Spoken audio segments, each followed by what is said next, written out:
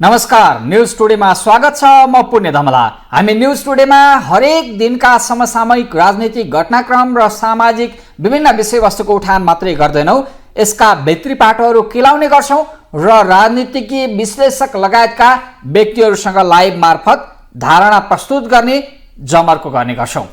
आज हामी फेरिएको सत्ता गठबन्धन र यो गठबन्धनको भविष्यलाई विभिन्न कोणबाट अड्कलबाजी भइरहँदा फेरि प्रधानमन्त्री पुष्पकमल दाहाल प्रचण्डले आफूले काम गर्न नसकेमा पद ओगटेर नबस्ने, अर्को उथलपुथल गर्छु भनेर जुन अभिव्यक्ति दिएका छन्, र सँगसँगै राजनीतिक वृत्तमा विभिन्न कोणबाट अबको गठबन्धनको यात्रा, प्रतिपक्षी दलको भूमिका लगायतका विषयबाट विभिन्न कोणबाट बहस भइरहेको छ।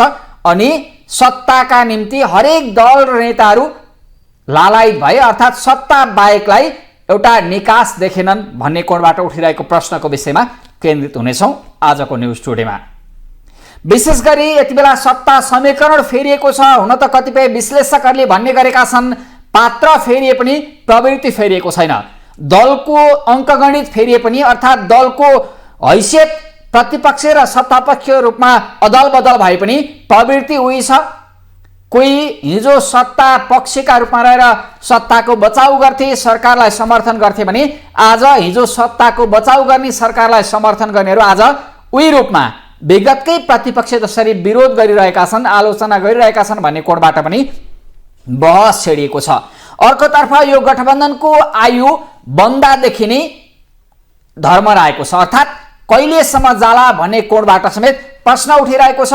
र स्वयं सत्ताको नेतृत्व गरिरहेका नेकपा माओवादी केन्द्रका अध्यक्ष समेत रहेका प्रधानमन्त्री प्रचण्ड नै भनिरहेका छन् चुनौती छन्, चुनौतीको घेरामा सरकार अघि बढिरहेको छ भनिरहेका छन्। अर्कोतर्फ राष्ट्रिय स्वतन्त्र पार्टी रासोपाका सभापति समेत रहेका उपप्रधान तथा गृहमन्त्री सहकारी काण्डमा मुछेका छन्, जसलाई मुख्य एजेन्डा बनाएर नेपाली काङ्ग्रेसले सदन अवरुद्ध गर्ने काम गरिरहेको छ र सँगसँगै उनीमाथि नैतिकताको प्रश्न उठाइरहेको छ। संसदीय समितिमा गएर संसदहरूले, अर्थात् संसदीय समिति सदस्यहरूले राखेका प्रश्नको सामना गर्नु परिरहेको छ रासोपा सभापति समेत रहेका उपप्रधान तथा गृहमन्त्री लामिछानेले।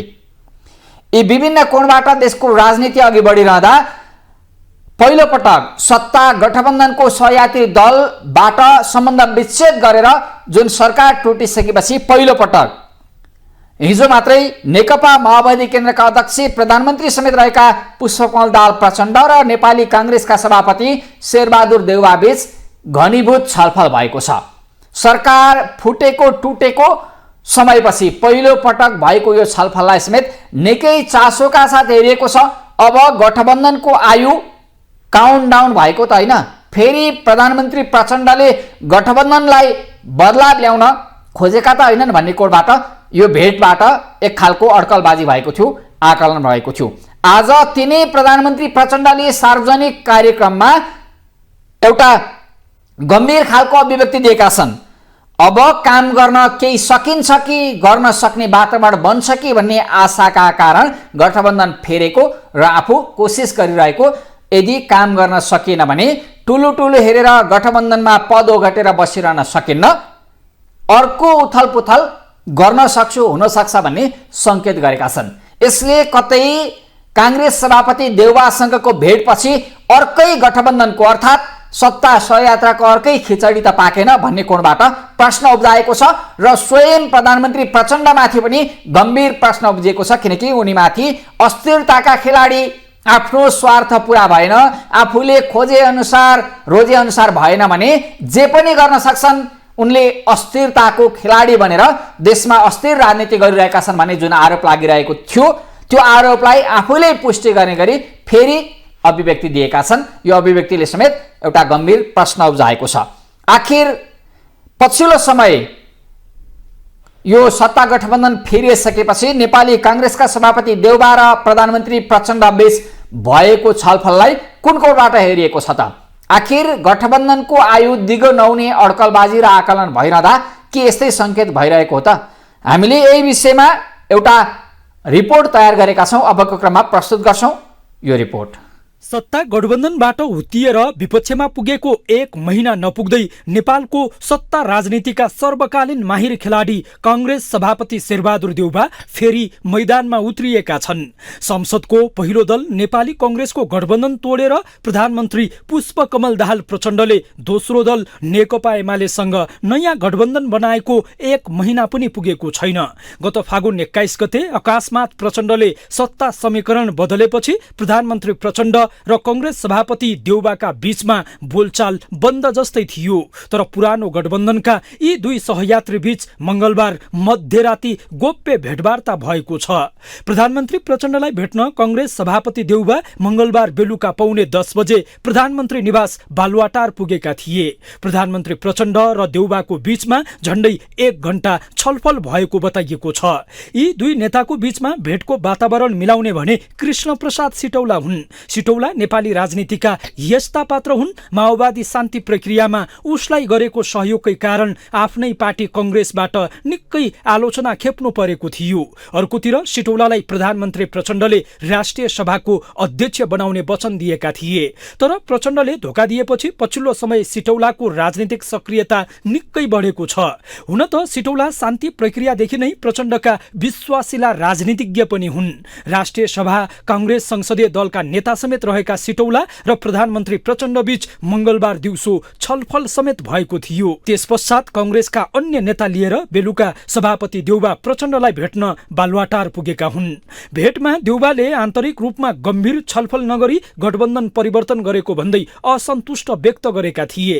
भेटका क्रममा आसन्न उपनिर्वाचन र टीआरसी विधेयकका बारेमा छलफल भएको औपचारिक सूचना बाहिरिएको छ। तर अस्थिर प्रचण्ड र सत्ताका लागि जस्तो सुकै कदम चाल्ने छवि बनाएका कांग्रेस सभापतिको भेट के यतिमै केन्द्रित होला त भन्ने आशंका उब्जिएको छ। त्यसो त अहिले नयाँ गठबन्धनमा समेत संकट देखिएको छ। उपनिर्वाचन र प्रदेश सरकारको नेतृत्वको भागबण्डा, उपप्रधान तथा गृहमन्त्री रवि लामिछानेमाथिको प्रश्न र आपसी असमझदारीले एमाले माओवादी सहितको गठबन्धनमा दरार देखिन थालेको छ। जहाँसम्म केही कुराहरूमा सहमति होला भन्ने कुरा जसरी बाहिर एउटा प्रश्न छ, त्यसो हुँदा कतिपय इस्युहरूमा संविधानसँग सम्बन्धित इस्युहरूमा, शासकीय स्वरूपका इस्युहरूमा, हैन, तपाईको अन्तर्राष्ट्रिय परराष्ट्र सम्बन्धका इस्युहरूमा, देशको समृद्धि विकाससँग सम्बन्धित इस्युहरूमा, तपाईको चाहिँ सुशासन भ्रष्टाचार नियन्त्रण जस्ता इस्युहरूमा, रोजगारी वृद्धिसँग सम्बन्धित इस्युहरूमा दलहरूको बीचमा छलफल हुन सक्छ। छलफलै हुँदैन भन्ने हुँदैन, तर यस्तो चिजहरूमा एउटा राष्ट्रिय मत बनाउन, सबैको एकमत बनाऊ भन्ने कुराहरूमा छलफल चाहिँ हुन सक्छ। पछिल्ला दिनहरूमा एमाले अध्यक्ष ओली र प्रधानमन्त्री प्रचण्डको बीचमा पनि असमझदारी बढ्दै गएको देखिन्छ। प्रधानमन्त्री प्रचण्ड एमालेलाई समाजवादी मोर्चामा ल्याउन चाहन्छन्, तर ओली भने समाजवादी मोर्चामा आउन इच्छुक छैनन्। प्रधानमन्त्री प्रचण्ड अस्थिरताको प्राय हुन्। उनलाई कुन बेला झोक चल्छ र गठबन्धन परिवर्तन गर्छन् स्वयं माओवादीका शीर्ष तहका नेताहरूलाई समेत जानकारी हुँदैन। माओवादीकै सरकार छ नि, हैन, उसको एउटा समूहले यो सरकारको अपनत्व ल्याछ। नभए गिरिबन्धु टी स्टेटमा सांसदहरूले हस्ताक्षर गरेर चाहिँ सरकारको जग्गा चाहिँ निजीलाई दिने गरे, होइन, त्यो अपनत्व लिनलाई सांसद तयार छ? यसर छ। एउटा सिन्डिकेट हो, एउटा माफियाले चलाएको देखिन्छ अहिलेकोले नि, एउटा वर्गले चलाएको राज्य हो। यो राज्यको प्रयोगका लागि भन्दा थप अरूको वर्गमाथि शोषणका लागि जस्तो देखिन्छ राज्य, होइन। जस हुनाले अहिले सत्ता र प्रतिपक्ष नै देख्दिनँ म चाहिँ। नेपाली राजनीतिमा अनेक उतार चढाव भइरहेका बेला राजनीतिक स्थायित्वका लागि दुई ठूला दल नेपाली कांग्रेस र नेकपा एमाले मिल्नुपर्ने आवाजहरू पनि थप बलियो हुँदै गएको छ। नयाँ गठबन्धन बनेपछि शत्रुतापूर्ण अभिव्यक्ति दिएका प्रचण्ड र देउबा बीचको भेटलाई भने अर्थपूर्ण रूपमा हेरिएको छ।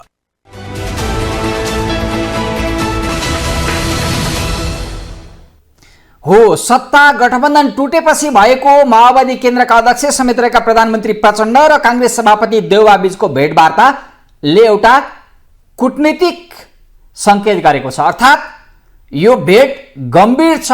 गठबन्धन फेरबदल अर्थात् फेरि समीकरणको पक्षमा त छैन भन्ने कोणबाट पनि टीका टिप्पणी भइरहेको छ, अड्कलबाजी भइरहेको छ। हुन त राष्ट्रिय मुद्दामा एक भएर अगाडि बढौँ, अब देशलाई निकास दिनुपर्छ, जनतालाई समृद्धि दिनुपर्छ, जनताको चाहना, जनताको कुडिएको मनलाई मलमपट्टि लाउन सकेन भने पुराना दलहरूको खैरात छैन, खबरदारी गरिरहेका छन् भन्ने कोणबाट बहस भएको, छलफल भएको भनेर बाहिर सार्वजनिक गरिएको छ। तर भित्रभित्रै अर्कै खिचडी त पाकेको छैन, फेरिएको सत्ता गठबन्धनभित्र मनमुटाव चुलिएको त छैन भन्ने कोणबाट अड्कलबाजी गरिरहँदा, यो कोणबाट टिका टिप्पणी भइरहँदा प्रधानमन्त्री प्रचण्डले पद ओगटेर नबस्ने काम गर्न सकिएन, केही गर्नको लागि वातावरण बनाउन फर्किएको अर्को गठबन्धनमा सकिएन भने अब अर्को उथलपुथल गर्छु भन्ने सङ्केत गरेका छन्। यसले कतै जुन अस्थिर खेलाडी भनेर आलोचित भएका प्रधानमन्त्री प्रचण्डले फेरि अर्कै राजनीतिक खिचडी त पकाउन लागेका छैनन्, एमालेलाई घुर्की लगाएर काङ्ग्रेसलाई रिजाउन त खोजेका छैनन् भन्ने कोणबाट आवाज उठेको छ र यसलाई पुष्टि गर्ने गरी प्रधानमन्त्री प्रचण्डले अर्को उथलपुथलको चेतावनी सहितको सार्वजनिक अभिव्यक्ति दिएका छन्। यसले के सङ्केत गरिरहेको छ भन्दा गठबन्धन फेर्ने बनाउने लगायतका खेलमा प्रचण्ड माहिर छन्, उनी अस्थिर छन् भन्ने कुराको सङ्केत स्वयं आफैले अभिव्यक्त गरिरहेका छन्। अबको क्रममा प्रधानमन्त्री प्रचण्डले आज मात्रै दिएको एउटा सार्वजनिक अभिव्यक्ति जसले उथलपुथल ल्याउन अस्थिरताको खेलाडीको रूपमा आफू जे पनि गर्न सक्ने भन्ने अर्को सङ्केत गरेको छ। अबको क्रममा हेरौँ यो अभिव्यक्ति। अगाडि बढ्ने सम्भावना मैले देखिरहेको छु। मैले अघि भने नि कमसेकम सायद म अथवा सङ्घीयता सम्बन्धी सङ्घर्ष गर्ने साथीहरू नभएको भए यो सङ्घीय निजामती ऐन पनि त्यहाँ पुग्दैन थियो, प्रहरी समायोजन ऐन कार्यान्वयनको यो चरणमा आउँदैन थियो, सङ्घीय प्रहरी ऐन पनि ड्राफ्ट हुँदैन थियो। त्यसकारण त्यहाँ सम्भावना छ र विकासलाई गति दिने, सुशासन कायम गर्ने सन्दर्भमा पनि अहिले हुन त समीकरण चेन्ज गरेर हाम्रो गण्डकीको मुख्यमन्त्रीजीले उथलपुथलकारी कदम भनिदिनु भयो। उथलपुथल त मैले भनेको थिएँ। म के भन्छु भने साँच्चै कुनै पनि काम अगाडि बढ्न सकेन भने मैले अर्को उथलपुथल गर्न बेर लाग्दैन। त्यो मैले अरूलाई भने होइन है, त्यो फेरि मेरै लागि मैले भन्ने गरेको छु। कामै गर्न नसकिने भयो भने, नसकिने स्थिति भयो भने पद ओगटेर बसिराख्न जरुरी हुँदैन भनेर मैले पब्लिकली जनतालाई पनि भनेको छु। मैले अहिले पनि पदको सुरक्षाको लागि समीकरण अर्को बनाएको पनि होइन, पद त मेरो सुरक्षितै थियो। तर काम अझ तीव्र गतिमा गर्न सकियोस्, सुशासन अझ तीव्र गतिमा कायम गर्न सकियोस्, विकास निर्माणलाई अझ तीव्र गतिमा अगाडि बढाउन सकियोस् भन्ने मान्यतालाई मात्रै हो। त्यो पनि हुन नसक्ने भयो भने त पद ओगटिराख्नुको औचित्य पनि त पुष्टि हुँदैन। त्यो कुरा म सचेत छु।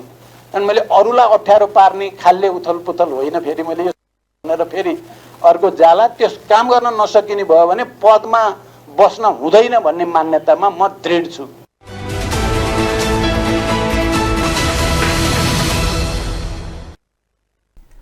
विगतमा प्रधानमन्त्री प्रचण्डले उथलपुथल ल्याउँछु भन्दा गठबन्धनमा भुइँचालो आउँथ्यो, गठबन्धन भत्किन्थ्यो, नयाँ बन्थ्यो। तर उनले यति बेला भने गठबन्धन भर्खरै फेरिएको कारण गठबन्धनका सहयात्री दल र नेताहरूलाई नचिडिउन् भनेर गठबन्धनमा उथलपुथल ल्याउने होइन कि आफ्नै जीवनमा अर्थात् आफ्नै प्रधानमन्त्री कार्यकालमा उथलपुथल ल्याउने अर्थात् पद ओगटेर नबस्ने, आफू अरूको लागि बाटो छोडिदिन तयार हुने भन्ने सङ्केत गर्न खोजेका छन्। तर उनको कूटनीति, उनको कुटिल चालबाजी निकै गम्भीर छ। यो उथलपुथल गठबन्धन भित्रको पनि हुन सक्छ। हुन त नैतिकता प्रदर्शन गर्ने, आफूले कसैलाई यति समय प्रधानमन्त्री दिन्छु अर्थात् गठबन्धनका सच्चा साझेदार दललाई भागभण्डा गरेको छ भित्री रूपमा भने सर्लक्क छोडिदिने बानी भने प्रचण्डसँग देखिएको छ। विगतमा यो नैतिकता देखिएको छ। कतै अब नेकपा एमाले अध्यक्ष केपी शर्मा ओलीलाई प्रधानमन्त्री पद सुम्पेर आफू आलोचित बन्नबाट, आफू काम गर्न नसकेको अब्जस लिनबाट बस्न त खोजेका होइनन्। कतै गठबन्धनबाट केही काम गर्न सकिएन, जनतामा बढिरहेको निराशा चिर्न सकिएन, सुशासनलाई व्यवहारमा देखाउन सकिएन भने बदनाम बनेर विवादित बनिरहेर प्रधानमन्त्री नबन्ने सोचमा प्रचण्ड पुगेको पनि हुन सक्छ। उनले यसलाई सङ्केत गरेका छन्। तर सरकार टुटेपछि काङ्ग्रेस सभापतिसँग भेटवार्ता भएर राष्ट्रिय मुद्दामा एकजुट भएर अगाडि बढ्न आह्वान गरिरहेपछि आएको उथलपुथलको यो सङ्केतले भने गलत अर्थ लगाएको छ। अर्थात् प्रचण्डले गठबन्धन भत्काउने गरी अर्को बनाउने गरी उथलपुथल त गर्न लागेका होइनन्, यो गठबन्धनमा फेरि अर्को समीकरण बन्न त लागेको होइन भन्ने कोणबाट पनि यति बेला बहस छेडिएको छ। यो सङ्केत विगतका अभिव्यक्ति र काम गराइले यतितर्फ मोडिएको छ। हुन त यति बेला सत्ता गठबन्धनमा आइरहेको फेरबदल र अस्थिरताका कारण नेपालको राजनीति अस्थिरतामा फस्ने भयो, देश र जनताको समृद्ध स्थायित्वको चाहना पूरा नहुने भयो भन्ने कोणबाट पनि यति बेला चियो चर्चा भइरहेको छ, बहस भइरहेको छ। अनि विगतमा सत्ता पक्षको भूमिकामा रहेका नेपाली काङ्ग्रेसका नेताहरू सांसदहरू नै भनिरहेका छन्, हरेक दल चाहे पुराना हुन् चाहे केही गर्छु विकल्प दिन्छु भने नयाँ हुन्, सबै सत्ता बाहेक अरूलाई राजनीतिक एजेन्डा नै नदेखिने खालका भए चुनावमा जाने, चुनाव जित्ने अनि सत्तामा टाँसिने, प्रधानमन्त्री पद नभई नहुने खालको प्रवृत्ति देखियो। अब सच्चिनुपर्छ भन्ने कोणबाट युवा नेताहरूमा बहस सुरु भएको छ। सत्ता सफथोक होइन, आवश्यक पनि छ, तर यो खिचडी सरकारमा सहभागी भएर पद शक्ति र पहुँचको लागि जे पनि गर्ने, देश र जनताको हितमा काम नगर्ने प्रवृत्तिमा भने सच्चिनुपर्छ, सच्याउनुपर्छ भन्ने कोणबाट बहस सुरु भएको छ। नेपाली काङ्ग्रेसका महामन्त्री गगन थापाले त पदको लागि, सत्ताको लागि, शक्तिको लागि मर्यादा गर्ने प्रवृत्ति, चुनावमा एउटा गठबन्धन गरेर जाने जनमतको दुरुपयोग गर्ने प्रवृत्ति सच्चिनुपर्छ। अब सत्ताका निम्ति, शक्तिका निम्ति मर्यादा गर्ने राजनीतिक प्रवृत्ति अति भयो। चाहे पुराना नेता हुन्, चाहे पुराना दल हुन्, चाहे नयाँ एउटा आशा भराउने गरी अगाडि बढिरहेका अर्थात् भ्रमको खेती गरिरहेका, स्टन्ट गरिरहेका नयाँ दल नै किन नहुन्, उनीहरूमाथि समेत सत्ता लिप्चाको सीमा नागिसक्यो, सच्चिनुपर्ने भयो भनेर उनले आफैभित्र राजनीतिक प्राणीभित्र देखिएको गलत प्रवृत्तिलाई उजागर गर्ने प्रयास गरेका छन्।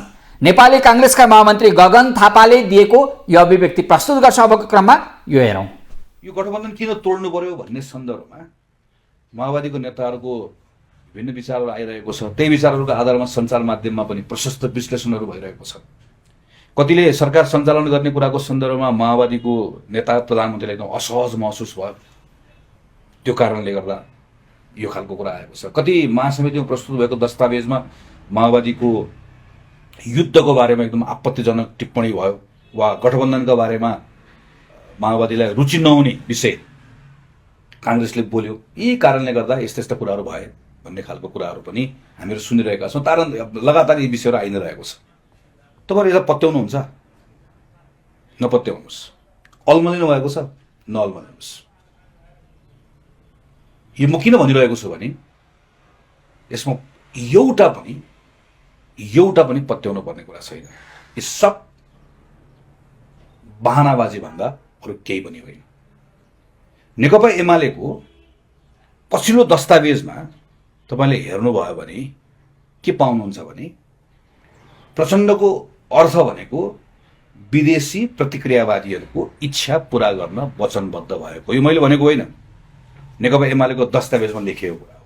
नेकपा एमालेको सबभन्दा पछिल्लो दस्तावेज मैले पल्टाएर पढेको, यसमा के लेखेको रहेछ भने विभिन्न शक्ति केन्द्रको उक्साहटमा राजनीतिलाई अस्थिर, प्रतिगामी र जनविरोधी बाटोमा अग्रसर गराउन यसको नेताहरू निरन्तर मुख्य भूमिकामा देखिएका छन्। संसदीय अङ्कगणितमा प्राप्त भएको सङ्ख्यालाई सत्ताको सौदाबाजीका निमित्त प्रयोग गर्ने उसको व्यवहारले राजनीति थप विकृत, बदनाम र विवादित बन्न पुगेको छ। यो नेकपा एमालेको आधिकारिक दस्तावेजमा लेखिएको कुरा हो। नेपाली कङ्ग्रेसले यस्ता के कुनै टिप्पणीहरू गरेको छ। अनि अहिले यो नयाँ गठबन्धन बन्नुभन्दा पहिला नेकपा एमाले इरेज गरेको छ, मेटेको छ। अनि यो गठबन्धनमा आएको अर्को दलको राष्ट्रिय स्वतन्त्र पार्टी, राष्ट्रिय स्वतन्त्र पार्टीको आधिकारिक नारा के हो अहिलेको? 17,000 मुर्दाबाद। तपाईँहरू सबैले सुनिराख्नु भएको छ, हामी सबैले सुनिएका छौँ। त्यसैले यो सबै बहानाबाजीहरू हुन् भन्ने कुरामा प्रत्येक काङ्ग्रेसको साथीहरू प्रष्ट हुनुपर्छ। यो हामीसँग समस्या होला, तर माधव नेपालले नेतृत्व गर्नुभएको पार्टी पनि गठबन्धनमा छ होइन? त्यो पार्टीसँग एकपल्ट कुराकानी गर्नु पर्दैन। त्यसैले प्रचण्ड पछाडि माधव नेपाल प्रधानमन्त्री हुने र त्यसपछि नेपाली कङ्ग्रेसको प्रधानमन्त्री हुने भनेर जुन दलहरूका बिचको एउटा सम्झौता थियो, माधव नेपाल प्रधानमन्त्री हुनुभन्दा पहिल्यै यसलाई भत्काउनु पर्ने। किनकि कुनै बेला यो गठबन्धन बनाउनको लागि माधव नेपाललाई प्रधानमन्त्री दिने, त्यो पनि यति समय दिने भनेर सबैभन्दा अगाडि अग्रसर भएर भन्ने अहिलेकै प्रधानमन्त्री नै हो। अहिले आइसके पछाडि त्यही आफूले गरेको सम्झौताले नै आफूलाई गलपासो भइसकेपछि यसलाई भत्काउनको निम्ति यो गठबन्धनलाई तोड्नै पर्ने थियो। फागुनमा अहिले टुट्यो, फागुनमा नभए चैतमा टुट्यो, चैतमा नभए जेठमा टुट्यो, जेठमा नभए असारमा टुट्यो। त्यसैले यो कुनै न कुनै बहाना बनाएर आफूलाई केन्द्रमा राखेर माओवादी केन्द्रको नेताले यो गठबन्धनलाई दुर्घटनामा लानुहुन्थ्यो भन्ने कुरामा नेपाली कांग्रेसको प्रत्येक साथी स्पष्ट हुनुपर्छ। त्यसैले अहिले यो कारणले होला त्यो कारणले होला भन्ने यी कुनै पनि खालको अलमलमा हामीहरू पर्ने भनेको हामीहरू थप बरालिने कुरा मात्रै हुन्छ। यसमा हामी प्रष्ट हुनुपर्छ। तेस्रो विषय, यो गठबन्धनको भविष्य के होला, यो नयाँ बन्दै गरेको भन्ने बारेमा पनि केही विचारहरू हामीहरू पढिरहेका छौँ, सुनिरहेका छौँ। यथार्थमा गठबन्धन कुनै राजनीतिक स्थायित्वको लागि गरिएको अभ्यास नभएर बाँडीचुँडी खाने सत्ता स्वार्थको यथार्थमा गठबन्धन कुनै राजनीतिक स्थायित्वको लागि गरिएको अभ्यास नभएर बाँडीचुँडी खाने सत्ता स्वार्थमा टिकेको अवसरवादी गठबन्धन हो। भागवण्डा नमिल्न साथै भोलि कुनै पनि बेलामा गठबन्धन भत्किने, नयाँ गठबन्धनको प्रयास हुने र राजनीतिमा फोहोरी र विकृत अभ्यासको पुनरावृत्ति हुने प्रश्न छ। यो मैले भनेको होइन। तपाईँले अहिले नेकपा एमालेको वेबसाइट हेर्नुभयो भने यो कुरा देख्नुहुन्छ। नेकपा एमाले आफ्नो वेबसाइटमा के भन्छ भने भागवण्डा नमिल्न साथ भोलि कुनै पनि बेलामा गठबन्धन टुट्न सक्छ, यो केवल सत्ता स्वार्थको लागि हो।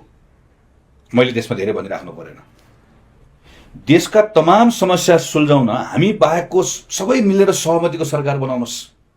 कांग्रेस, एमाले, माओवादी सबै मिलेर बनाउनु भयो हुन्छ। 84 सम्म अब हामी सरकारमा फर्केर पनि हेर्दैनौँ। हामी प्रतिपक्षमा बस्छौँ, प्रतिपक्षको मञ्च हामी सम्हाल्छौँ। जब तपाईँहरूको उद्देश्य एउटै छ, चरित्र एउटै छ, व्यवहार एउटै छ, शैली एउटै छ भने अनेकन सटरहरू किन खोल्नुहुन्छ? एक ढिक्काभर एउटै दल बने हुन्छ। यो मैले भनेको होइन, यो राष्ट्रिय स्वतन्त्र पार्टीको अध्यक्षको आधिकारिक भनाइ हो। त्यसैले यो गठबन्धनमा गएका अहिले सम्मिलित भएका राजनीतिक दलहरू स्वयं आफै गठबन्धनका बारेमा केही समय अगाडिसम्म के भन्दै थिए भन्ने आधारमै यो कसरी बन्यो होला, किन बन्यो होला भन्ने कुराको हामी राम्रोसँग अनुमान लगाउन सक्छौँ। कुनै बेला हाम्रो नेता गिरिजाप्रसाद कोइरालाले यस्तो खालको सरकार बन्दै गर्दा फु गरेर ढालिदिन्छु भन्नुहुन्थ्यो। म त्यसो भन्दिनँ, किनकि फु पनि गर्नु पर्दैन। मैले अहिले फेरि यो ढलोस् गरोस् भन्ने कुरा पनि होइन, यो चलोस् राम्रो, किनकि यो हामीहरू विकल्पविहीन भन्नेहरू र विकल्प सबै हामीसँगै छ, सबै कुरा हामी गर्छौँ भन्नेहरू सबै एक ठाउँमा आएर गर्नुभएको छ, राम्रो गर्नुहोस्। तर मैले गर्नुहोस् भनेर हुन्न। यो आफै यसरी बनेको छ, यो दौडिन त कुरै छोडिदिनुहोस्, यो हिँड्नै सक्दैन, यो आफ्नै भारीले थिचिन्छ, यो फतक्क कुहिएर झर्छ। त्यही यसका बारेमा अहिले हामीले धेरै चिन्ता हामीले के पनि गरिराख्नु पर्दैन। मलाई के लाग्छ बरु भने यो अहिले केही दिन हामी हिजो अस्ति हामीले सुन्यौँ कि नयाँ पार्टीकै कुरा सुन्यौँ कि नेपाली कांग्रेस पार्टीले हामीलाई प्रधानमन्त्रीको अफर गरेको छ। गठबन्धनभित्र गृह मन्त्रालयको बार्गेनिङ बढाउनको लागि यी खालका अफवाह फैलाउने काम यसरी गरिरहेका छन् भन्ने कुरा अरूले बुझ्लान् नबुझ्लान्, गठबन्धन बनाउन भत्काउन खग्गु भएको यी दुईटा पार्टीका नेताहरूले नयाँ पार्टीले गरेको यो अहिले कुराबाट अल्मलिन्छन् होला भन्ने ठान्नु भएको छ। कुन मन्त्रालय लिने भन्ने बारेमा यहाँ अहिले यत्रो ठुलो लडाइँ छ।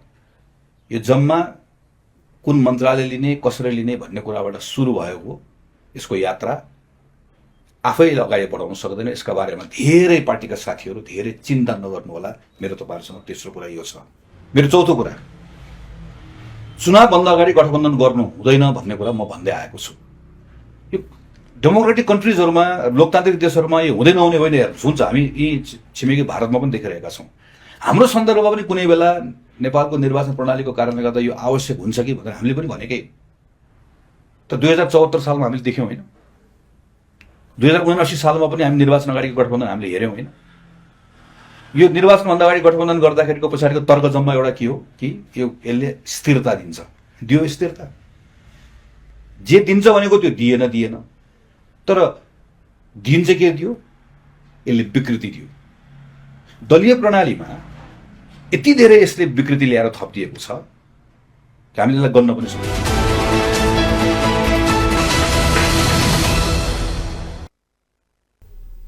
यो काङ्ग्रेस महामन्त्री गगन कुमार थापाको अभिव्यक्ति नेपालको राजनीतिसँग ठ्याक्कै मेल खाने खालको छ। उनले सत्ता गठबन्धनबाट बाहिरिनु पर्दाको आक्रोश र पीडा मात्रै उकालेका छैनन्, नेपालको राजनीतिक प्रवृत्ति र हाम्रा नेताहरूको लोभी पापी प्रवृत्तिलाई उजागर गरेका छन्। व्यवहारमा देखिएका तथ्यहरूलाई नागरिकको स्तरमा ल्याइदिएका छन्। बाँडीचुडी खाने सत्ता स्वार्थको गठबन्धन सत्ता अथवा शक्तिको भागबण्डा मिल्दा टिक्ने र सानोतिनो भागबण्डा नमिल्दा फुट्ने अर्थात् चोइटिने प्रवृत्ति हाबी भइरहेको छ। यसले अस्थिर राजनीतिलाई बढावा दिएको छ। यही कुराबाट सच्चिनुपर्ने, नागरिक स्तरमा समेत सच्चिनुपर्ने, दलहरू सच्चिनुपर्ने, हाम्रो शासकीय व्यवस्था अर्थात् निर्वाचन प्रणालीका बारेमा समेत सोच्नुपर्ने, अस्थिरताको खेती अर्थात् च्याखे दाउ थापेर सत्ता स्वार्थको रणनीतिमा होमिने झिना मसिना पार्टी अर्थात् उनीहरूलाई अगाडि बढाउने र अस्थिरताको खेती गर्ने प्रवृत्ति रोक्न निर्वाचन प्रणालीको बारेमा र आवश्यक सुधार गर्नुपर्ने कानुनी व्यवस्थाको बारेमा समेत सोच्नुपर्नेतर्फ सचेत गराएका छन् काङ्ग्रेस महामन्त्री गगन थापाले। काङ्ग्रेस महामन्त्री थापा मात्रै होइन, काङ्ग्रेस नेता प्रदीप पौडेल समेत युवामाझ लोकप्रिय छन्। प्रदीप पौडेलले समेत यो गठबन्धनको खेल अर्थात् नेपालका राजनीतिज्ञ नेताहरूको खेल सत्तादेखि सत्तासम्मको स्वार्थ मात्रै भएको तर्फ आफ्ना विचार इङ्गित गरेका छन्। हो, व्यवहारमा ठ्याक्कै त्यही देखिएको छ। बुढा पुराना दल र नेताहरूलाई सत्ता नभई नहुने खालको प्रवृत्ति देखिएको छ। सत्ता बनाउन मरिहत्ते गर्छन्, टिकाउन मरिहत्ते गर्छन्, अनि स्वार्थ पुरा भएन भने गिराउन मरिहत्ते गर्छन्। उही बाँडीचुडी लुटी खाने प्रवृत्ति राजनीतिमा देखिएको छ। यो प्रवृत्ति चिर्नुपर्ने, यसलाई नागरिक सचेत नागरिक समाजले अब सचेत भएर विचार गर्नुपर्ने अभिव्यक्ति काङ्ग्रेस नेता पौडेलले दिएका छन्। अबको क्रममा काङ्ग्रेस नेता प्रदीप पौडेलले अभिव्यक्त गरेको विचार प्रस्तुत गर्छौं, यो हेरौं। लोकतन्त्र भनेको खालि संसदको चुनाव गर्ने, त्यहाँ बहुमत संख्या जुटाउने मान्छे प्रधानमन्त्री हुने, अनि उसले घरि कोसँग मिल्ने घरि कोसँग मिलेर सरकार बनाइरहने, यति मात्र त लोकतन्त्र होइन। त्यसैले चाहिँ लोकतन्त्रको मानक के हो भन्दा चाहिँ त्यो राज्यले आम नागरिकप्रति उत्तरदायी भएर काम गरेको छ कि छैन, सरकार जवाफदेही बनेको छ कि छैन, त्यो चाहिँ मुख्य विषय हो। त्यो सवालसँग जोडेर हेर्दा चाहिँ सुशासनको स्थिति पहिलेभन्दा अझ खस्किएको अवस्था छ। आम मान्छेको न्यायमा पहुँच पुग्न सकेको स्थिति छैन। न्यायधरि पहुँचले प्राप्त हुने स्थिति भइसकेपछि त्योभन्दा गम्भीर समस्याहरू के हुन सक्छ? न्यायका त आफ्नै सिद्धान्तहरू हुन्छन्। न्यायलाई त संविधानले चाहिँ सुनिश्चित गरेको हुन्छ, कानुनले सुनिश्चित गरेको हुन्छ। हामीले त विधिको शासन निर्माण गर्न खोजेको हो नि। विधिको शासन स्थापित गर्न चाहने हामीहरूले आज पहुँच पुगे भने मात्रै अब चाहिँ आफ्ना निम्ति प्राप्त हुने जुन स्थिति छ त्यो चाहिँ मानवाधिकारको पक्षबाट पनि गम्भीर त्रुटि हो, लोकतन्त्रको पक्षबाट त त्यो भयङ्कर ठुलो त्रुटि हो। नेतृत्वको नियतमा प्रश्न गर्ने स्थिति निर्माण भयो। देश चाहिँ ट्रस्टीबाट चलेको छ। कोही त्यो ट्रस्टीभित्र छिर्छ, कोही निस्कन्छ, तर निश्चित ट्रस्टीले मनपरी ढङ्गबाट देश चलाइरहेको स्थिति छ। यो त सिन्डिकेट भयो। देश त कानुनले चलाउनु पर्यो नि, संविधानले चलाउनु पर्यो नि, केही मान्छेहरूले चलाएर हुन्छ। त्यसैले राजनीतिक दल सत्तामा जान्छ, सत्तामा गएपछि विपक्षमा हुँदा जे कुरा गर्थ्यो सत्तामा गएपछि फरक कुरा गर्छ। राजनीतिक दलका लागि विशेष गरी नेपालको परिवेशमा चाहिँ सत्ता मात्रै उसको सबै थोक भयो। नयाँ भन्नुहोस् पुराना भन्नुहोस्, सबै दलको त्यो चाहिँ मुख्य विषय नै सत्ता भयो। त्यसैले सत्ता प्राप्तिका निम्ति मानवाधिकार उल्लङ्घन गर्न पनि तयार छ, लोकतान्त्रिक मूल्य मान्यतालाई परित्याग गर्न पनि तयार छ, उसको दर्शन मान्यतालाई चाहिँ उ छोड्न पनि तयार छ। त्यसैले एकदमै धेरै सत्ता केन्द्रित राजनीतिक मनोविज्ञान भएको कारणले नागरिक आन्दोलनले मात्रै निस्वार्थ ढङ्गबाट विषयहरू उठाउन सक्छ चाहिँ। तर आज मेरो विचारमा नेपालको सन्दर्भमा चाहिँ यो नागरिक आन्दोलन कमजोर भएर गएको स्थिति छ।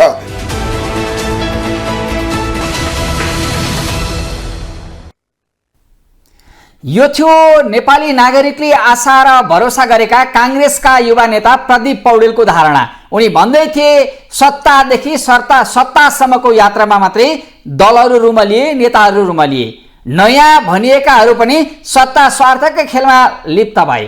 अझ काङ्ग्रेस महामन्त्री गगन थापा त भन्दै थिए प्रधानमन्त्री काङ्ग्रेसले अफर नै नगरेको प्रधानमन्त्री आफैले काङ्ग्रेसले प्रधानमन्त्री दिन लाग्यो भन्दै अफवाह फैलाएर आफ्नो शक्ति सन्तुलनको अर्थात् राजनीतिक भागभण्डाको बार्गेनिङ पावर बढाउने भूमिका रासोपाका नेताहरूले खेले भनेर आरोप लगाउँदै थिए। अर्थात् रासोपा सभापति रवि लामिछानेलाई काङ्ग्रेसले प्रधानमन्त्रीको अफर गरेको अफवाह फैलाएर रासोपाले यो गठबन्धनमा आफ्नो शक्ति भागभण्डामा अर्थात् आफूले मन्त्रालय धेरै लिन धेरै मन्त्रीलाई सहभागी गराउन र स्वयं गृह मन्त्रालयको भागभण्डामा दह्रो रूपमा आफूलाई उपस्थित गराउन रणनीतिक रूपमा चालबाजी गर्यो अर्थात् अफवाह फैलायो भन्ने सम्मको आरोप काङ्ग्रेस महामन्त्री थापाले लगाएका थिए र व्यवहारमा पनि त्यस्तै देखिएको छ।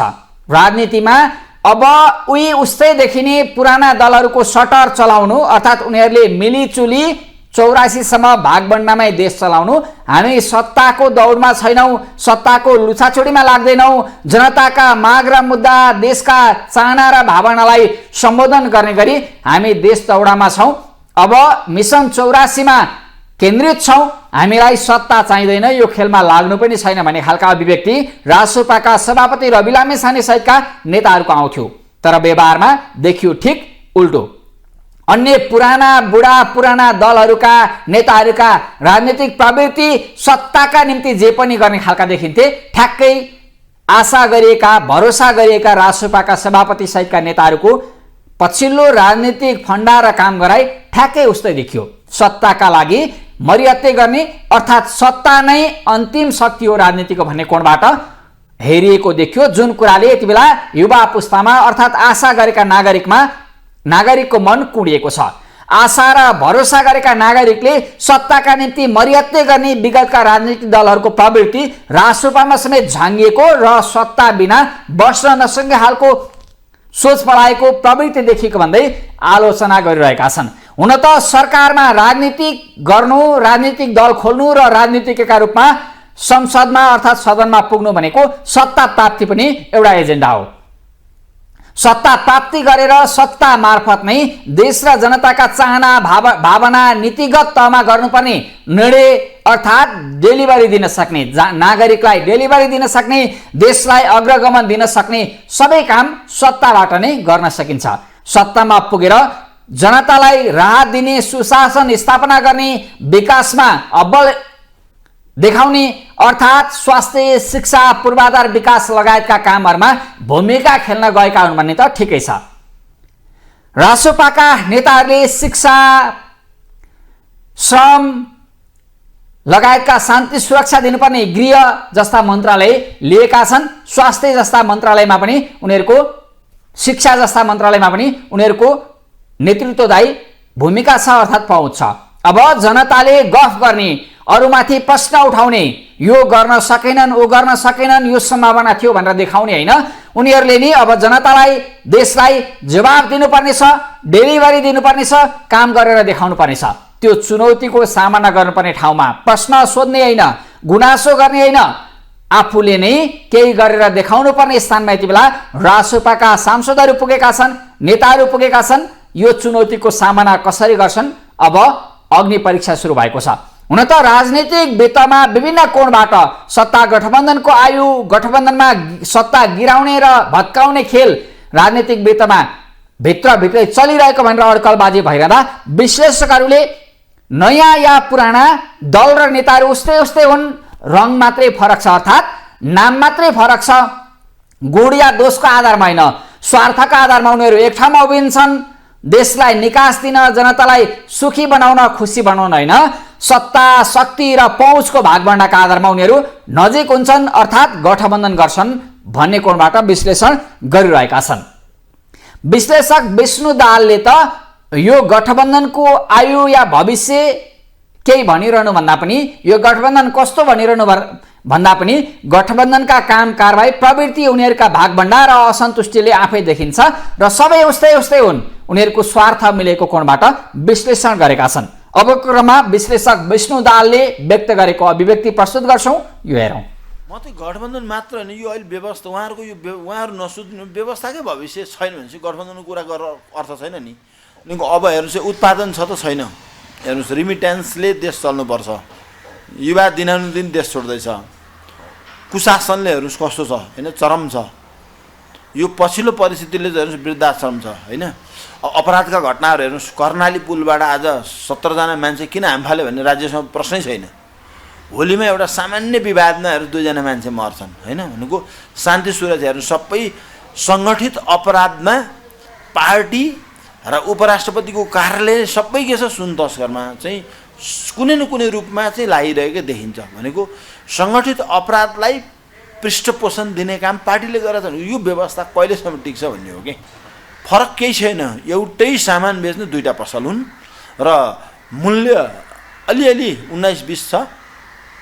त्योभन्दा पृथक रूपमा चाहिँ यो 2टा पसलमा सामानको गुणस्तर एउटै छ, सेवा उही छ, त्यसले दिने प्रताडना उही छ, त्यसले दिने यो के भन्छ असुरक्षा उत्तिकै छ र जोखिम पनि उत्तिकै छ। त्यस हुनाले कुन पसलमा न अर्को पसलमा गएर किने भनेर मख पर्नु बेकार हो, भ्रम हो भन्ने लाग्छ।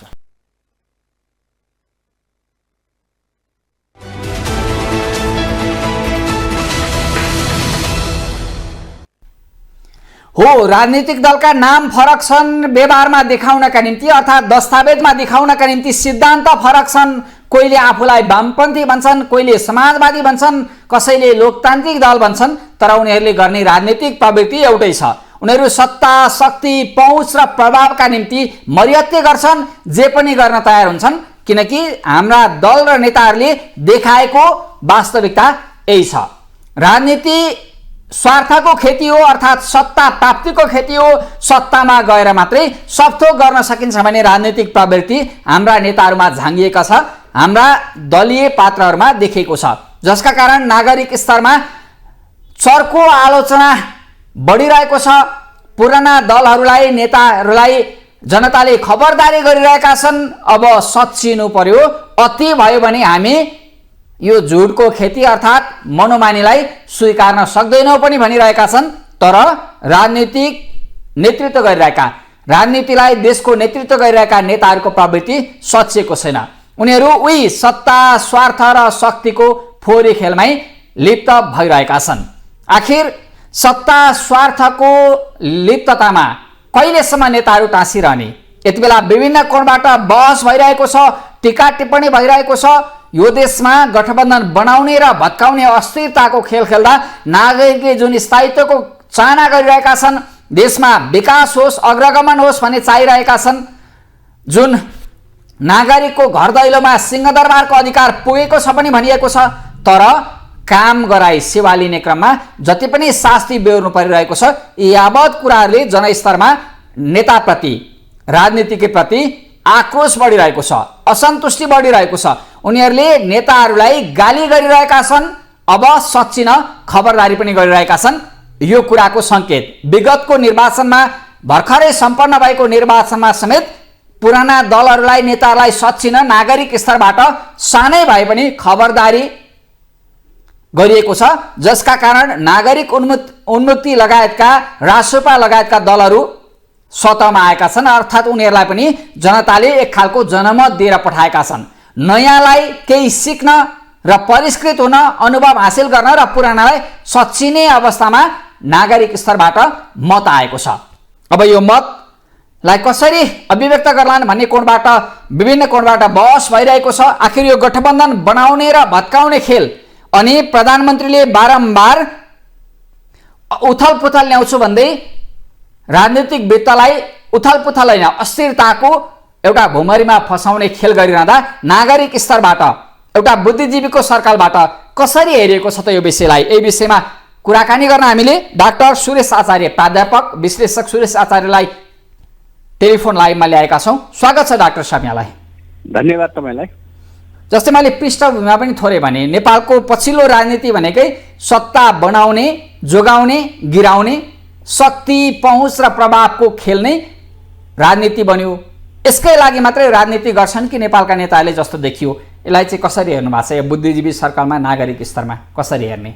होइन, यो तपाईँले भने जस्तै सत्तामा जाने मात्रै क्रम भएको देखिन्छ। पुराना भनौँ, नयाँ भनौँ, सबैलाई सत्ता चाहिएको छ। जनतालाई डेलिभरी दिन त्यो क्षमता राजनीतिक दलहरूमा देखिएन। आज हामी सबै पर्सपेक्ट डेभलपमेन्टको पर्सपेक्टिभबाट हेरौँ होइन, अन्य विभिन्न जुन पर्सपेक्टिभबाट हेरे पनि राजनीतिक पार्टीहरू फेलियरकै लाइनमा लागेको देखिन्छ। यो कुनै कतै यो देश फेलियर राष्ट्र हुने हो कि भन्ने पनि करिब करिब देखिन थालेको छ। अहिले मैले भर्खरै मात्रै नेपालको परराष्ट्र नीतिकै सन्दर्भलाई हेर्नु हो भने यो दोधारे खालको परराष्ट्र नीति अपनाएर आफ्नो स्वार्थ पपेट हुने जुन खालको चाहिँ गतिविधि सरकारले गरिरहेको छ, यसबाट पनि पक्कै पनि हाम्रो राजनीति सुध्रिँदैन, राजनीतिक नेता सुध्रिँदैन र त्यसको नेतृत्वमा अब एउटा भनौँ न युद्ध भनौँ के भनौँ, अब यसलाई विभिन्न कोणबाट यसलाई व्याख्या गर्न सकिन्छ। नेतृत्वमा ल्याएका माओवादी अध्यक्ष प्रचण्ड जो प्रधानमन्त्री छन्, उनले देशलाई एउटा एक्सपेरिमेन्ट मात्रै गरे होइन, अराजकता मात्रै निम्ति आए, एउटा डिस्ट्रक्सनको योबाट आएका मान्छे अब अहिले केही गर्लान् भन्ने नि यिनले बिगार्ने काम भन्दा केही पनि भएको देखिँदैन। त्यसले गर्दा अब मैले तपाईँलाई अहिले यही भन्ने स्थिति छैन। तपाईँले नयाँ भनेका पार्टीहरू पनि जो चाहिँ इन्ट्रेस्ट अफ कन्फ्लिक्टको कुरा आएका रवि लामिछाने सत्ता गृहमन्त्री भएर आफ्नो मुद्दा च्याप्ने काम भइरहेको छ। अब यहाँभन्दा दुर्भाग्य यो देशमा के हुन्छ र अब कसबाट के हुन्छ भन्ने आश गर्ने हो र कुन ठाउँबाट करेक्सन हुन्छ भन्ने ठाउँ देखिन्छ। र सबै मान्छे चाहिँ राजनीति गर्ने मान्छेहरू चाहिँ सत्तामा जान मात्रै लालायत भइसकेपछि अब यसको करेक्सन अब नागरिक समाज पनि त्यति सशक्त देखिएको छैन। अब नागरिक समाजले पनि त्यो खालको कार्य गर्न नसकेको सन्दर्भ देखिन्छ, न त्यो प्रतिक्रिया जनाउने नागरिक समाजले पनि देशको यो अवस्थालाई चेन्ज गर्ने सन्दर्भ देखिँदैन। त्यसले गर्दा नेपालको लामो चाहिँ यात्रा चाहिँ यस्तै चाहिँ राजनीतिक परिवर्तनमा जस्ता छट्टु नेताहरू आएर आफ्नो राजनीतिक स्वार्थ, आफ्नो पारिवारिक स्वार्थ, गुटको स्वार्थ पुरा गर्ने भन्दा केही काम नदेखेको हुँदा नेपाली जनताले अझै पनि अन्यल पर्नुपर्ने छ र नेपाली जनता अझै पनि सानो सानो कामको लागि विदेश जानुपर्ने स्थिति छ। त्यसले गर्दा हाम्रा सबै इन्स्टिट्युसनहरू बिग्रिएका छन्, सबै संस्थामा करप्सन छ, गुड गभर्नेन्सको मेकानिजम काहीँ पनि छैन, चारैतिर असन्तुष्टि छ। त्यसले गर्दा के हो भने हामीले तुलनात्मक रूपमा हेर्दा आज संसारका चाहिँ द्वन्द्वमा भएका रुवान्डा जस्ता मुलुकहरू आर्थिक उन्नतिको त्यो चाहिँ झन्डै डेभलप कन्ट्रीको रेसियोमा पुग्न सकिसके। अब मैले तपाईँलाई रुवान्डाकै उदाहरण दिउँ भने डिस्ट्रक्सनवाद कन्स्ट्रक्सनमा त्यहाँका चाहिँ कागमे भन्ने जुन चाहिँ करिस्मेटिक लिडर छन्, त्यत्रो द्वन्द्वबाट पछि चाहिँ चाँडै विकास गर्न सक्ने हाम्रो देश चाहिँ सबै परीक्षणमै नै बितिरह्यो। न त राजा, न त कुनै पोलिटिकल पार्टी, न त खालि झुक्क्याउने, सामाजिक सञ्जालमा नहुने नकारात्मक सन्देशहरू फैल्याउने कामहरू भएको छ, जसले गर्दा जनतालाई दिग्भ्रमित पार्ने अनि फोस्रा आश्वासन दिने, कहिले चाहिँ घर घर र बिजुली पानी ग्यास भन्ने, कहिले के भन्ने, कहिले सबै ठुला माछा पक्रिन्छु भन्ने, यो चाहिँ दोहोरिएको स्थिति छ। खासै देशको स्थितिमा कहीँ पनि परिवर्तन छैन। मैले यसो हेर्दा अहिले यही देखिन्छ।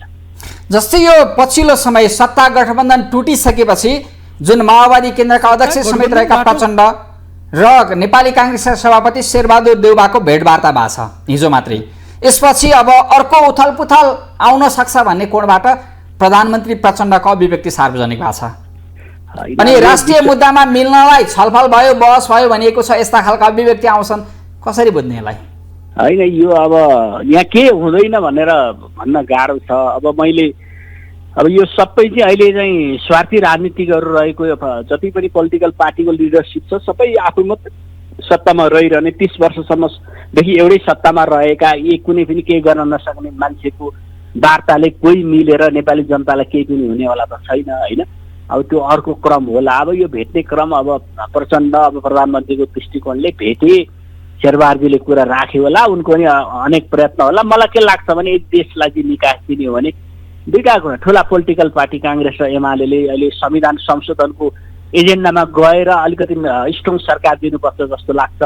अब यो प्रचण्ड कन्टिन्युटी भनेको उनको वैधानिकता छैन। 32 सिट भएको मान्छेलाई त वैधानिक सरकार भन्न सकिँदैन। उनको न ब्युरोक्रेसीले विश्वास गर्न सक्छ, न जनताले विश्वास गर्न सक्छ। मात्रै टेकडमबाजीले, पल्टु राम चरित्रले चाहिँ देशको विकास हुन सक्दैन।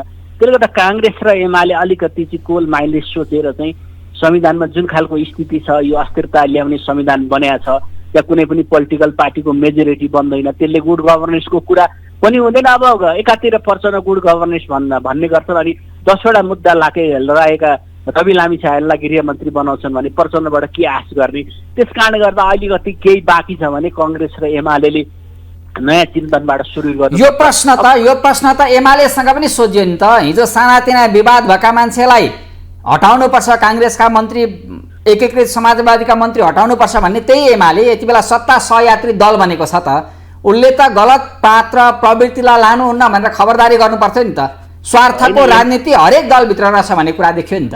होइन, एमाले पनि ओलीको जुन चाहिँ यो चाहिँ मध्य पहाडी राजमार्गको यात्राबाट ओली अत्यन्तै निराश, पिपुलहरू चाहिँ हाम्रो एन्टी छन् भन्ने बुझेर ओली सत्ताको चासनीमा डुबेका हुन्। अब ओलीले पनि आफू सत्ता लिन्छु भन्ने मानसिकता भन्दा पनि देशलाई केही गर्छु भन्ने मानसिकता, त्यो भावना चाहिँ शेरबहादुर र ओलीमा हुनु आवश्यक छ होइन।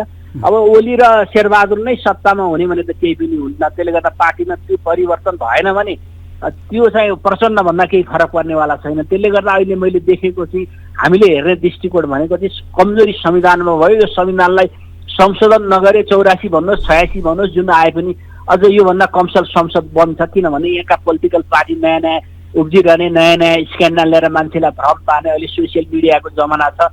तपाईँको अब को छट्टु को राम्रो भनेर मान्छेलाई चिन्न पनि गाह्रो भएको छ। मिडियाको भूमिका पनि त्यस्तै छ, सोसियल मिडियाको भूमिका पनि त्यस्तै छ। त्यसले गर्दा को सही को छट्टु को राम्रो को नराम्रो भन्न पनि अहिले सोसियल मिडियाको भूमिका पनि त्यस किसिमको भएको छ होइन। त्यसले गर्दाखेरि अब यो गतिविधि हेर्दा मलाई लाग्छ चाहिँ अब यसले भनेपछि निर्वाचन प्रणालीलाई संशोधन गरेर एउटा दलको बहुमत आउने खालको निर्वाचन प्रणाली अर्थात् शासकीय व्यवस्था नल्याउँदासम्म यो अस्थिरताको राजनीति, स्वार्थ सिद्धको राजनीति हाबी भइरहने भयो। देश र जनताले विकास पाउँदैन। हामीसँग तपाईँलाई भन्छु गुड गभर्नेन्स हुने सम्भावनै छैन। अब हामी जुन मेकानिजमले अख्तियारमा नियुक्ति गर्छौँ, जुन मेकानिजमले न्यायाधीश नियुक्ति गर्छौँ, जुन खालको मान्छेहरू मन्त्री भइरहेका छन्, जुन खालका मान्छेलाई टिकट दिन्छौँ, यो सबैको तपाईँले जिस नगर भने यसले चाहिँ अब दुईटा पक्ष यहाँ छ। दुईटा अब एउटा चाहिँ तपाईँले भन्नु न, एउटा पक्ष भनेको चाहिँ मनी मात्रै म्याटर हो। मनी म्याटरको कारणले सबै डिसिजन हुन्छ टिकट भने। अनि अर्को चाहिँ तपाईँको एउटा वेस्टर्नतिर भनेको डग लोयालिटी भन्छ के, जो चाहिँ ब्लान्ड समर्थक छ त्यसलाई मात्रै प्रमोसन, त्यसको क्वालिटी केही पनि हेरिँदैन। त्यसले गर्दा यो चाहिँ अहिले हामी गुड गभर्नेन्सको अभाव त्यही देखिन्छ। इन्ट्रेस्ट अफ कन्फ्लिक्ट भएको मान्छेलाई पदमा ल्याइन्छ। मैले अहिले गृहमन्त्रीकै उदाहरण दिएँ। यदि राष्ट्रपालले राम्रो काम गर्ने भए त राष्ट्रपालले अर्को मान्छेलाई उप प्रधानमन्त्री गृह बनाए हुन्थ्यो नि त। विवादमा भएको मान्छेलाई किन मन्त्री बनाएर राष्ट्रपति जस्तो पार्टीले गर्थ्यो। त्यसले गर्दा उसको इमेज पनि ग्रेजुअली क्षयीकरण भएको छ। भलै अब उसको सोसियल मिडियामा उसले स्ट्यान्डबाजी गर्न त छोडेको छैन। त्यसले गर्दा लङ टर्ममा मान्छे पिपुलले बुझ्ने कुरा हो। त्यसले गर्दा पुरानो र नयाँमा केही फरक देखिँदैन होइन। पुरानो र नयाँमा केही फरक नदेखिएकोलाई मान्छेलाई ठुलो कन्फ्युजन छ। यो यसमा चाहिँ अझ मान्छे निराशा हुने स्थिति छ। जबसम्म राजनीतिले आश जोगाउँदैन, आश जोगाउने राजनीतिको लिडरसिप जब हुँदैन। मैले एउटा पोइन्ट मेरो दृष्टिकोणबाट देखेको भने एउटा पोइन्ट भनेको चाहिँ संविधान संशोधनको एजेन्डामा काङ्ग्रेस र एमाले नजिक आउने, अनि त्यसले गर्दा त्यही संविधान संशोधनको एजेन्डा सरकार बनाउने र अर्को आउने निर्वाचन जुन पार्टीले जिते नि एउटा बहुमतको सरकार हुने स्थिति नभइकन यहाँ केही पनि सुधार हुँदैन। यहाँ त मन्त्रीको सङ्ख्या बढ्ने मात्रै काम हुन्छ। मन्त्रीको सङ्ख्या बढेर अब जो मन्त्री अब विभिन्न मैले अघि भने टिकट पाउँदै उसले ठुलो लगानी गरे हुन्छ, त्यो मन्त्रीले गएर करप्सन गर्ने भन्दा केही पनि हुँदैन। त्यसले गर्दा हामीले यही खालको पोलिटिकल सिस्टम स्थापना गर्न यत्रो आन्दोलन भएको पनि होइन होला, परिवर्तन पनि भएको होइन होला। नेताहरू जेल बसे भन्न भएको होइन। अब जेल बसेको त्यो प्रमाणपत्र लिएर मात्रै पनि देश बन्ने पनि होइन होला। त्यसले गर्दा हामीलाई देशको विकास चाहिएको छ। मैले अघि भने आज बङ्गलादेश विकसित हुनसक्छ, आज रुवान्डा विकसित हुनसक्छ भने नेपालमा चाहिँ केही नहुने अवस्था भनेको चाहिँ कमजोरी भनेको त्यही पोलिटिकल पार्टीको लिडरसिप र हाम्रो गभर्नेन्स सिस्टममा हो। यसलाई सुधार नगरिकन केही पनि हुनेवाला छैन। हस्, यो महत्त्वपूर्ण समय र संवादको लागि धन्यवाद। धन्यवाद तपाईँलाई धेरै धेरै धन्यवाद। उहाँ हुनुहुन्थ्यो प्राध्यापक डाक्टर सुरेश आचार्य, विश्लेषक समेत रहनुहुन्थ्यो। जुन कुनबाट यति बेला राजनीतिक वृत्तमा बहस भइरहेको छ, चर्चा भइरहेको छ, स्वयं विश्लेषकले एउटा बुद्धिजीवी सर्कलका नागरिक समाजले मात्रै होइन स्वयं नेताहरूले पनि प्रश्न उठाइरहेका छन्। हाम्रा नेता दलहरू सत्तादेखि सत्तासम्मको यात्रामा मात्रै माहिर भए। देश बनाउने, जनतालाई विकास दिने, निकास दिने, स्वास्थ्य दिने, शिक्षा दिने काम भएन भन्ने कोणबाट आवाज उठाइरहेका छन्। यहाँ जातीय, भेगीय, क्षेत्रीय हिसाबले विभेद गरिन्छ। शिक्षाको पहुँच राम्रो बनाउने, स्वास्थ्यको पहुँच राम्रो बनाउने, सिङ्गो देशलाई कसरी अगाडि बढाउँ भन्ने कोणबाट, राजनीतिक वृत्तबाट, शासकीय व्यवस्थाबाट सोच्नै सकिएन भन्ने कोणबाट पनि यति बेला बहस भइरहेको छ। विश्लेषक मधेस मामिलाका जानकार समेत रहेका विश्लेषक राजेश ऐराजले शिक्षामा, स्वास्थ्यमा, विकासमा एउटा निकास दिन नसक्ने सरकारबाट अर्थात् यो गठबन्धनबाट जनताले के आशा अपेक्षा गर्ने, देशको एउटा भूगोलको विकासको आशा र अपेक्षा के गर्ने, यो केवल बहस र चर्चाका निम्ति मात्रै एजेन्डा बन्छ, मुद्दा बन्छ भनेर खबरदारी गरेका छन्। यो सुधार गर्नुपर्ने पाटो औलाएका छन्। अबको क्रममा विश्लेषक राजेश ऐराजले अभिव्यक्त गरेको विचार प्रस्तुत गर्छौं, यो हेरौं। हामीले अभ्यास गरिराख्दा, म यो बिचमा 76वटा जिल्ला घुमेँ, हामीले यो अभ्यास गरिराख्दा, देश बुझिराख्दा यी विषयहरू आत्मरतिको विषय भएको रहेछ। जुन देशमा शुद्ध हावा, शुद्ध पानी, राम्रो शिक्षा, राम्रो स्वास्थ्यका लागि राज्यले कुनै वातावरण बनाउन सकेन, त्यो देशमा यस्ता विषयमाथि छलफल गर्नु एक किसिमको आत्मरति बाहेक अरू केही पनि छैन। तर मेरो आग्रह यो विद्वत समाजले के छ भने जुम्लादेखि जनकपुरसम्मको भाग बुझौँ। तपाईँ सम्झिनु त, तपाईँहरू त धेरै अध्ययन गर्नुहुन्छ, विश्वको नेपाल बाहेक कुनै पनि देशको नाम मलाई बताइदिनुहोस् जुन देशले आफ्नो नागरिकलाई खण्ड खण्डमा स्वीकार गरेको होस्। जापानले आफ्नो संविधानलाई, आफ्नो नागरिकलाई जापानिजको रूपमा स्वीकार्छ, चीनले चाइनिजको रूपमा स्वीकार्छ, भारतले भारतीय रूपमा स्वीकार्छ। तर मेरो देशको संविधानले मलाई कसरी स्वीकार्यो? मधेसी कौमा दलित कौमा जनजाति कौमा खस, जुन देशको संविधानले नै आफ्नो नागरिकलाई खण्डित रूपमा स्वीकार्छ, त्यो देशमा संविधानभन्दा तलको कानुनले, त्योभन्दा तलको नागरिकहरूले समानताको अभ्यास कसरी गर्न सक्छ?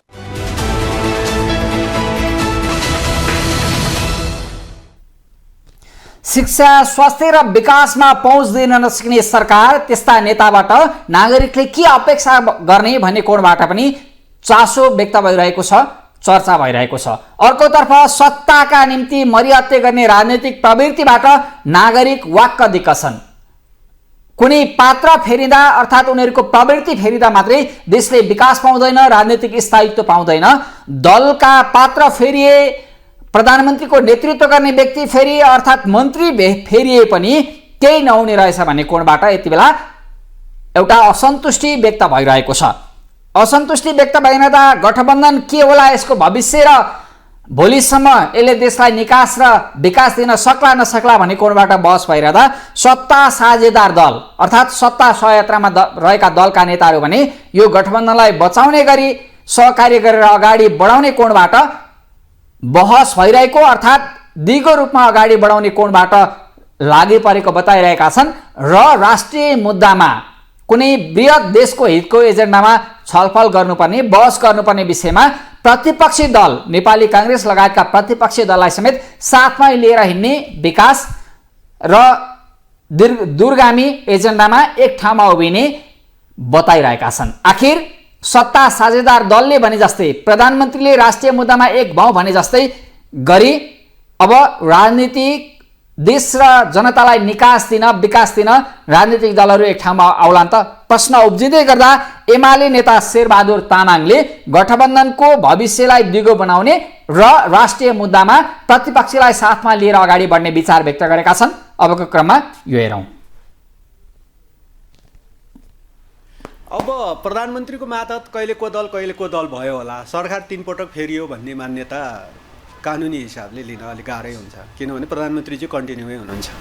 त सरकार भने त प्रधानमन्त्रीको अगुवाईमा हुने हो होइन, त्यसो भएले त्यो कन्टिन्यू नै हुनुहुन्छ र त्यो यसो हेर्दाखेरि त्यो संवैधानिक कानुनी हिसाबले हेर्ने हो भने उहाँ कन्टिन्यू नै हो।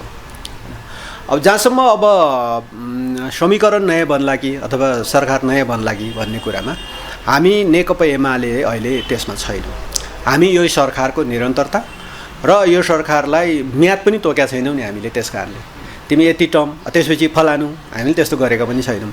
त्यसरी फुल फेज रूपमा हामी यो सरकारलाई लिएर जान्छौँ र जहाँसम्म केही कुराहरूमा सहमति होला भन्ने कुरा जसरी बाहिर एउटा प्रश्न छ, त्यसो हुँदा कतिपय इस्युहरूमा, संविधानसँग सम्बन्धित इस्युहरूमा, शासकीय स्वरूपका इस्युहरूमा होइन, तपाईँको अन्तर्राष्ट्रिय परराष्ट्र सम्बन्धका इस्युहरूमा, देशको समृद्धि विकाससँग सम्बन्धित इस्युहरूमा, तपाईँको चाहिँ सुशासन भ्रष्टाचार नियन्त्रण जस्ता इस्युहरूमा, रोजगारी वृद्धिसँग सम्बन्धित इस्युहरूमा दलहरूको बिचमा छलफल हुन सक्छ।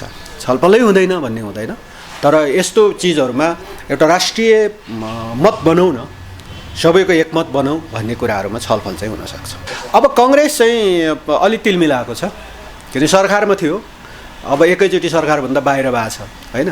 विभिन्न प्रदेशको सरकारबाट उहाँ अब बाहिरिँदै हुनुहुन्छ दमादम। त्यसो हुँदाखेरि अब खाइपाइ आएको सुविधाबाट बाहिर भएपछि मान्छे अलिअलि त उ त भइहाल्छ, त्यसको अभिव्यक्ति स्वरूप हो उहाँहरू।